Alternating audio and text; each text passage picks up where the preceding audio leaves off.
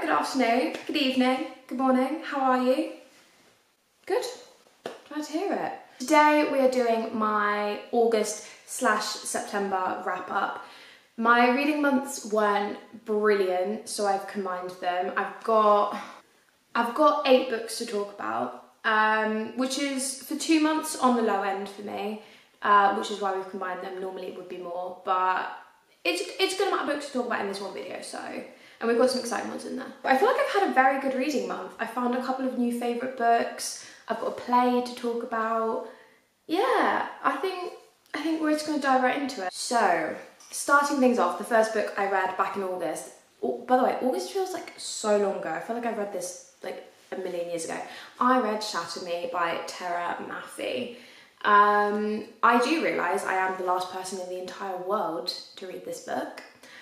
But I read it. I finally read it. This is about a girl called Juliet who is being held captive by a regime, I guess, called the Re-establishment. It's set in a dystopian world where I think that the world is dying, if I remember correctly, and basically the Re-establishment have come in to sort of save them, but they're not really actually saving them. They're more just taking all the money for themselves and kind of leaving everyone else to suffer. So they've got Juliet locked up. She has a power where she can, if she touches someone, she kills them. So everyone's quite frightened of her and she's kept on her own. And then one day, a guy called Adam comes into her room and basically is her roommate, and they have some sort of connection. They seem to know each other, but we don't know how they know each other. It is a dystopia, but I would say to me, it read more like a romance with a dystopian background. Like the romance was very, very heavy, and like I went into this thinking it was like a fantasy dystopia with a bit of romance, and I would say it's more the other way around. Where this book left off, because this is a series, it feels like the second book might have more of the dystopian fantasy side of it. We were introduced to a lot more characters, and it felt like that was maybe where I was heading. So I haven't got to it yet. I think the next one's called Unravel Me. I do have it. So I think I will definitely get to that at some point, and then we can see where the story goes. It reads very quick. I think it is described as a young adult, and it definitely sits a little on the younger side, but not like in a way that isn't readable. I didn't find that to be a problem. But yeah, I'm excited to read the second one. Where this one left off definitely felt like it was building up for an exciting second book. I then read The Long Walk by Stephen King, which I read in my random number generator picks a read for me, and oh, it picked well. This is now probably one of my favourite books of the year. No, not probably, it is. It's fabulous. This is also a dystopia, but this is probably falls more on like the dystopia horror side, but light horror, because I cannot do horror. I'm such a wimp, like I'm scared of everything, so it's not that bad, I promise. It's more like, I guess it's more like a psychological thriller. It's a very psychological book. So this is about a guy called Garrity who enters a competition called The Long Walk.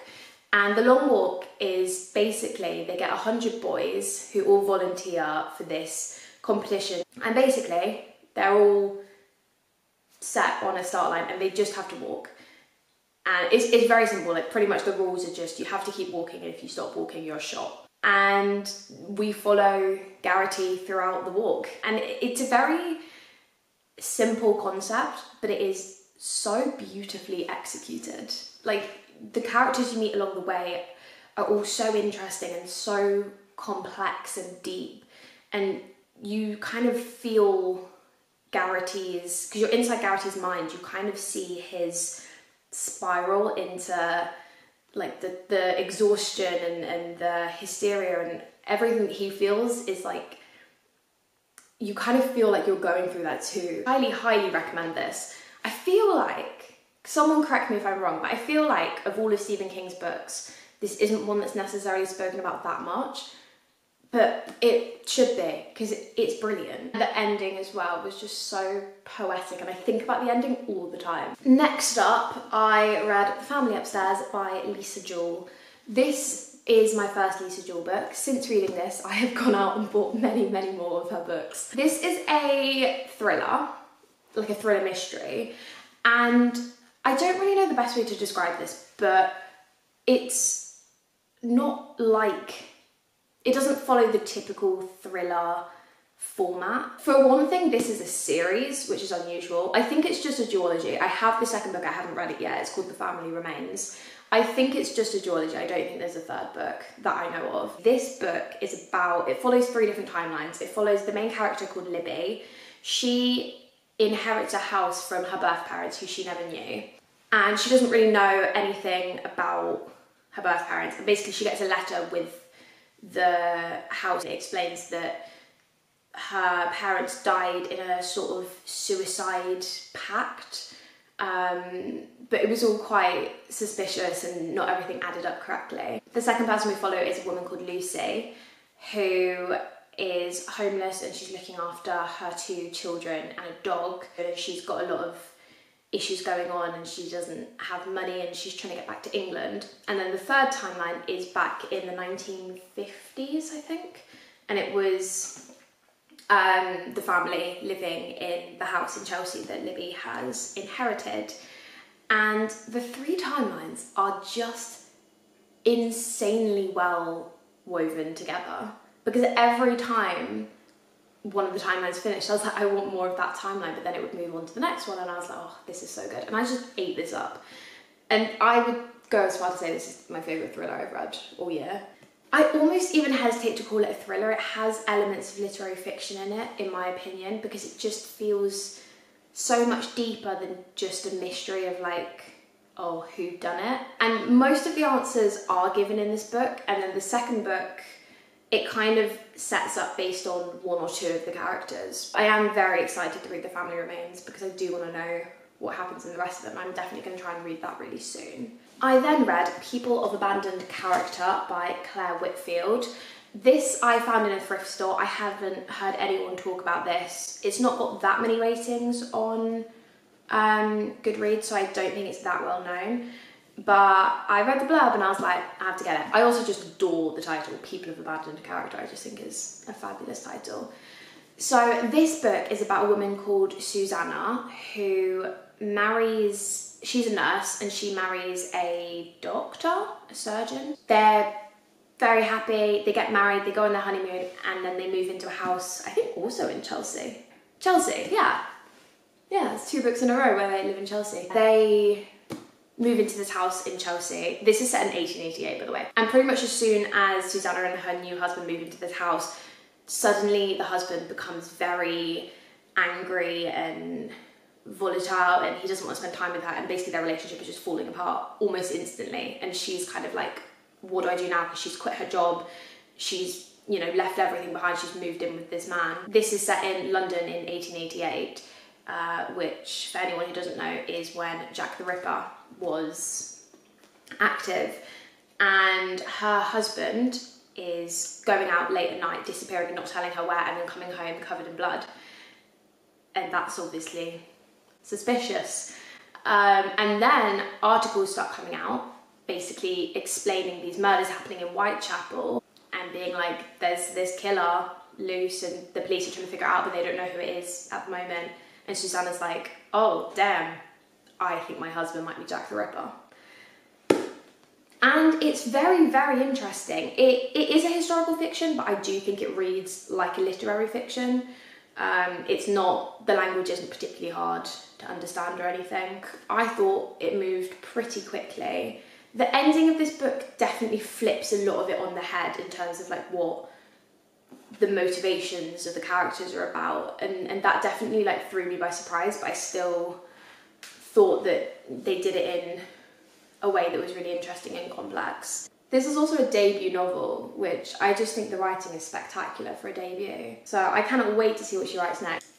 Then, moving into, I think this must be moving into September now, I read Fourth Wing.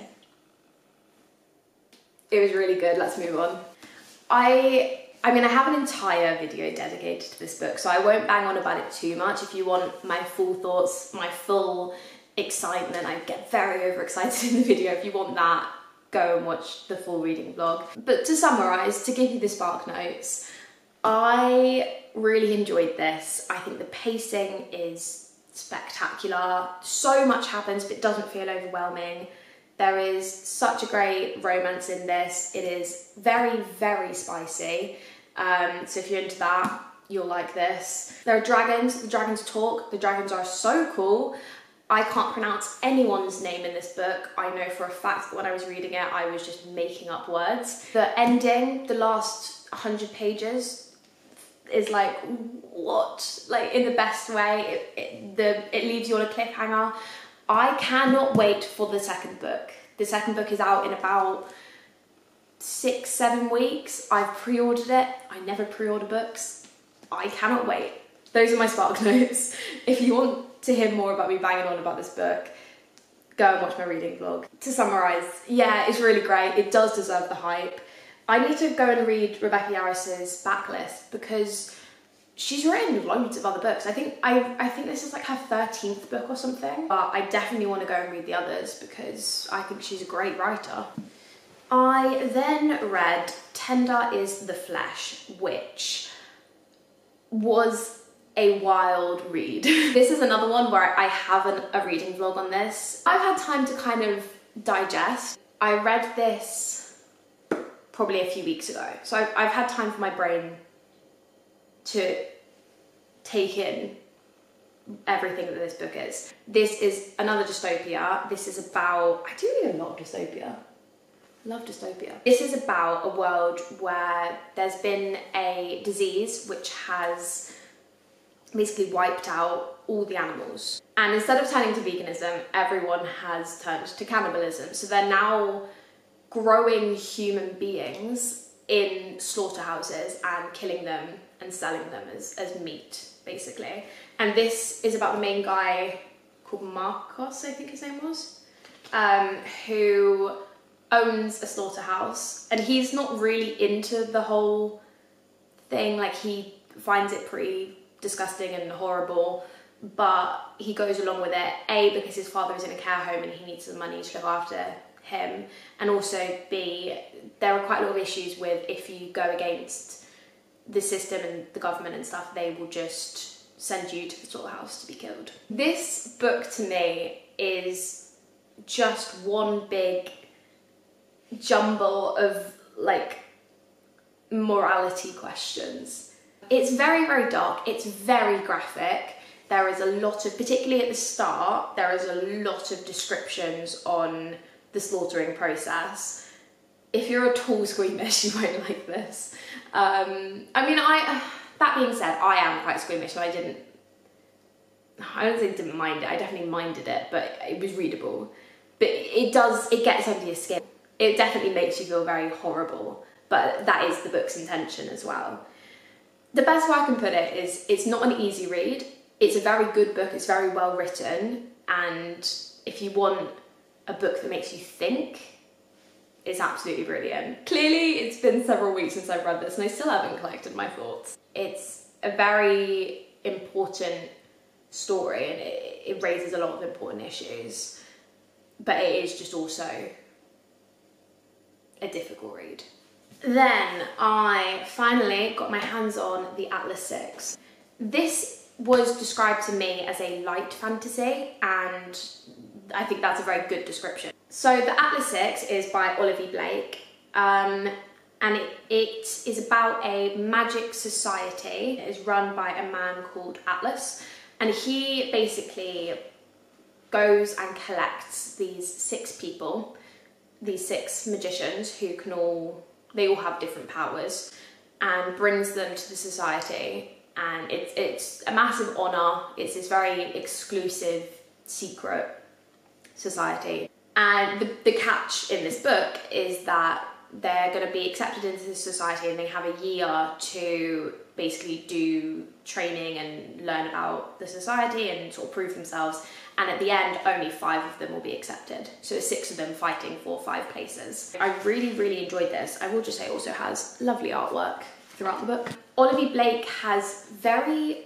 poetic writing, which I was reading reviews for this book and I know some people found the poetic style of it really overwhelming and they said it wasn't for them. For me, I really, really enjoyed it. I thought this was absolutely beautiful. And it's strange because I don't think loads happens in this book, but I was completely engaged. So what happens is these 6 characters come in and you basically get to see their friendships and their dynamics, there are some rivalries, I kind of thought there was going to be romance and there sort of never was. There's a couple of moments where there's elements of romance.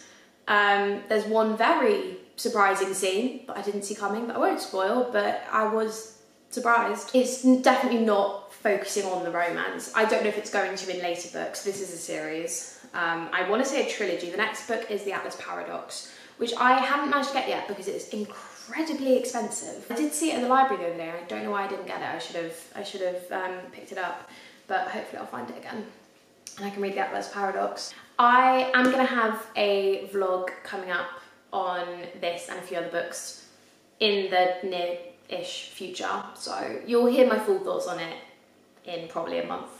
And then last but not least is the play that I read this month, which is a play called I Love You Mum, I Promise I Won't Die by Mark Wheeler. This is a verbatim play, so for anyone who doesn't know, that means the words that are in this play were taken directly from interviews that the writer, Mark Wheeler, did with people who were actually involved in this story in real life and then used those words from the interviews to create the play. This is a story of a young boy called Daniel Spargo Mabs, who unfortunately died when he was 16 years old of a drug overdose. This is a completely true story. The boy's parents agreed to let Mark Wheeler, the writer, interview them and Daniel's friends about this rave that he went to on the last night he was alive. It's a very, very shattering story. The title, I Love You Mum, I Promise I Won't Die, are the final words that Daniel said to his mum in real life. I think this is